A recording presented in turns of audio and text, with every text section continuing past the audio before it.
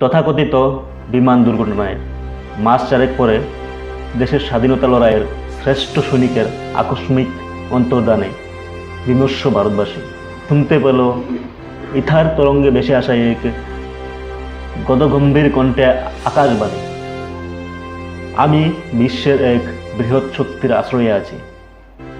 আমার হৃদয় ভারতবর্ষের জন্য পুড়ছে। আমি তৃতীয় বিশ্বযুদ্ধের সময় ভারতে উপস্থিত হব। এই মহাযুদ্ধ আগামী 10 বছর বা তারও আগে করতে পারে।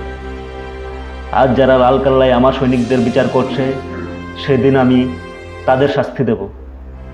দিন বছরের প্রথম দিনই রেডিও তরঙ্গের মাধ্যমে আবার ভেসে আসলো আপামর ভারতবর্ষের চির অকাঙ্ক্ষিত সেই কণ্ঠ। আগামী 2 বছরের মধ্যে আমাদের স্বাধীনতা লাভ করতেই হবে।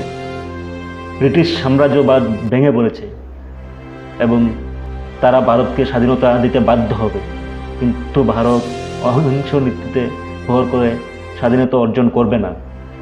কিন্তু যদিও আমি মহাত্মা গান্ধী এর প্রতি যথেষ্টই শ্রদ্ধাশীল, পরাধীন ভারতের তৃতীয় ও শেষবারের জন্য ভেসে আসা ইংরেজদের হাড়ে কাঁপানো ধরানো সেই কণ্ঠ, আমি সুভাষচন্দ্র বসু বলছি, জয় হিন্দ।